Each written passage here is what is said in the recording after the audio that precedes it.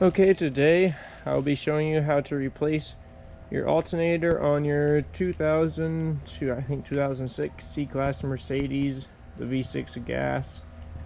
I'm not sure about diesels or the inline-4, but this is for the V6. Mine is a 04 240 specifically. Okay, so the battery is under the hood on this car, and I'll remove the battery cover, which is just these 3 clips right here, and it should just slide right off. Sometimes it's a little tricky to get it over this rubber seal right here, but it should come right off. And then want to disconnect your battery. Alright, to disconnect the battery, it's just a 10mm, fairly easy. I'm going to disconnect my positive and negative on mine because I'm replacing my battery, but for yours, you really only need to disconnect the negative cable just to prevent being shocked or anything happening when you're taking the alternator off. Alright, after that, I'm going to remove my intake hose right here on the passenger side. Your alternator will be on the passenger side of your car.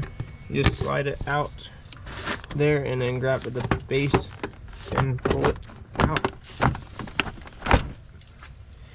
It's a little tricky. And now you'll be able to get access to your alternator. Okay, next we'll want to take off your belt, which there's a 17mm socket right under here, under the tensioner, right here. And you can get a special tool for taking off serpentine belts, but as you saw in my other video, I'm just using a piece of conduit on the end of a round-handled ratchet to get enough leverage to pull this belt off. Okay, right now I'm loosening the ratchet and pushing it down towards the passenger side, and that will relieve tension off the belt, and you should be able to just slide it off just like that, and you can leave the rest of the belt on. Alright guys, now I'm going to be loosening the alternator bolts, which there's one at the top. They're E12 if you want to use the torque socket, and then the other one is at the bottom. I don't know if you can see, but this little bolt all the way there, where see a little gold spacer on that, that's the second bolt you'll have to remove right under this hose, and that should release the alternator. Alright guys, before we slide out, we're going to remove this 13mm bolt right here where I'm pointing at. It's a 13. You should probably get a ratcheting wrench because it'll be easier to remove this in place before we slide it out. And once we slide out, we'll be able to disconnect the connector easy. Alright guys, I could actually fit my ratchet back there, but when you take that off, it will disconnect this right here.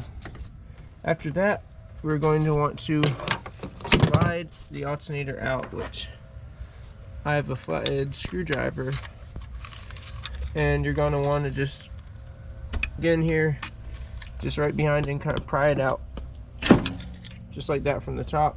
I would really recommend a pry bar. I'm just using what I have right now, and that should make it loose from the bottom, and after that it's just a matter of wiggling it out. Alright guys, got my alternator so you guys can see a little better, but after that you're going to want to disconnect this wire right here, which you push from the back side. It's a little clip you push in and slide it up. It's a little tricky to get out, but after that your alternator should come out. Alright guys, after a lot of maneuvering, you will get the alternator out. Here's mine. What I had to do is lift this hose up right here and slide in between those two. Alright guys, now that you got it pulled out, it's time to put your new alternator back in.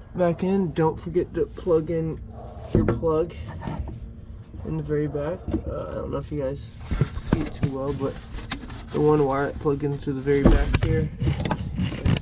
There's a better light down there for you guys to see it. Tricky to see, but it's a little plug down there. Don't forget to plug it in, and then bolt up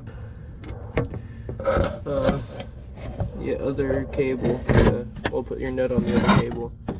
Now when you slide the alternator back into place, it is a little tricky to get the top lined up. The bottom slides in fairly easy, but it's a little tricky to get the top lined up so the bolt can slide through. So just be patient and you should be able to get it. Alright, after that we're going to want to put your little nut on again on the back of this wire on that little piece right here. Make sure this is in place on there, and then you can start putting your nut on. Alright, after you get that on, you're going to want to start tightening the front bolts for the alternator. Again, they are a E14, and you're going to want to get them nice and tight. Alright, so sorry you see my light flashing like that, but if you're like me and you want to get your bolts to torque spec, it is 20 Newton meters, which is equivalent to about 15 foot-pounds. And right now I'm just setting my torque wrench to 15 foot-pounds, and it's torqued in. So not that bad, but the one bolt on the back is 15 Newton meters. I don't know exactly how many foot-pounds that is, but I didn't torque the little nut in the back. I just got it tightened down good. But I would suggest torquing down the front ones. Alright guys, now you got the alternator in, you should be done, except you'll just have to reconnect your battery. And if you're wondering why I didn't torque down the nut in the back, it's because my torque wrench right here is too long for it to really fit back there and turn, so I wasn't able to torque that one down.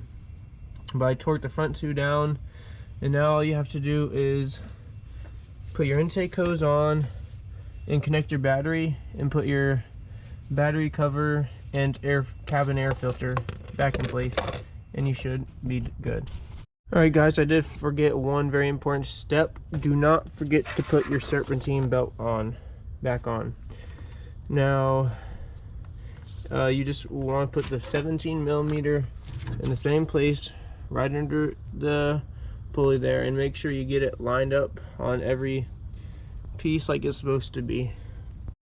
Alright, you just really want to make sure your serpentine belt's on, because mine slid off my power steering pump at the end, and then the other piece at the bottom. After that you should be good to go, and the light on your dash telling you battery alternator should shut off. If you have any questions, comment down below. I'll see if I can get to them as fast as I can, and hope this was a helpful video.